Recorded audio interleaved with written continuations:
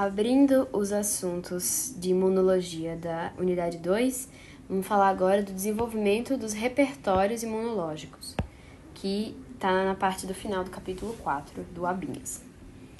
Vamos lá. A gente sabe que existe uma seleção clonal e a expressão clonal de linfócitos T e B, e isso garante uma certa diversidade, mas não o suficiente. Então, devem existir outros mecanismos para assegurar que exista, sim, uma diversidade importante entre os linfócitos. Então, como é que vai acontecer o desenvolvimento desses linfócitos nesse repertório? Desenvolvimento precoce dos linfócitos. Primeiro, são progenitores hematopoieticos, né? Então, células formadas ainda não diferenciadas tanto. E aí a gente vai ter o primeiro passo, que é a proliferação dessas células. Depois dessa proliferação, vão haver rearranjos, de que a gente vai tratar. E esses rearranjos vão levar à expressão de genes específicos. E aí, dependendo da utilidade de como esses progenitores se desenvolveram, vai haver uma seleção que vai tornar alguns aptos e outros não. Então, o primeiro passo é a proliferação. A cada estágio aumenta o número de células e isso acontece de algumas formas, mas um fator que é muito importante é a interleucina 7, que é um fator de crescimento dos linfócitos. Então, a interleucina 7 aumenta o número de células que podem expressar receptores, podendo virar, então, realmente linfócitos. E está bem relacionada, bem presente na medula óssea e no timo. Mas aí depois vai ter a questão da genética, na verdade, dos segmentos gênicos. Esses segmentos gênicos, eles são separados durante a germinação, da linhagem germinativa. Aí depois eles vão ser recombinados. E essa recombinação é que vai trazer uma alta diversidade, porque vai trazer também uma variação na sequência dos nucleotídeos. E a gente vai tratar isso direitinho. E aí, tem também a seleção, como eu já falei. E essa seleção, ela vai ocorrendo por estágios. E ela vai ocorrendo no sentido de preservar os linfócitos que são funcionantes. Porque durante esse processo de recombinação, há muitas falhas, há muitos nucleotídeos que não vão formar proteínas funcionais. E aí eles precisam ser retirados. Então, pré-linfócitos, linfócitos imaturos que falham, vão sofrer apoptose por um mecanismo de seleção que a gente vai ver melhor no próximo vídeo. Só para dar uma adiantada, linfócitos imaturos no timo, eles podem reagir pouco e aí eles vão sofrer uma seleção positiva, quer dizer que eles estão aptos, ou eles podem reagir demais no timo. E aí, eles vão sofrer uma seleção negativa, porque a gente não pode ter uma estrutura que reage demais, porque nesse caso, quando ela encontrasse antígenos do nosso próprio corpo, ela ia reagir também. E aí, iria tirar o princípio da autotolerância. Como é que, então, a gente consegue produzir receptores de antígenos tão diversos? Então, o primeiro passo é a recombinação de genes das regiões variáveis.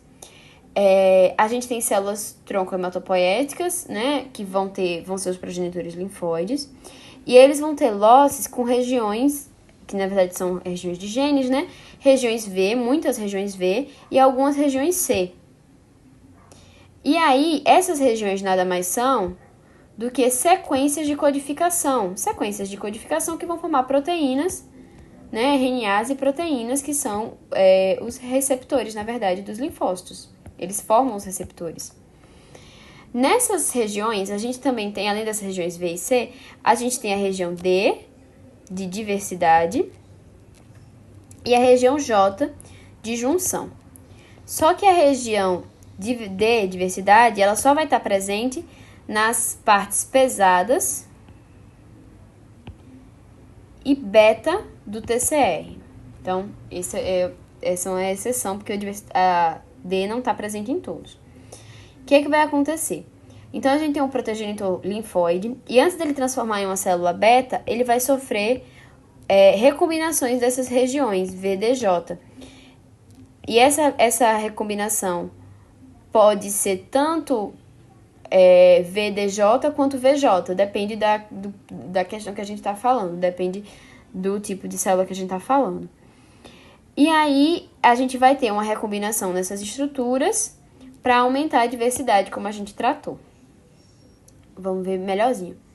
Então,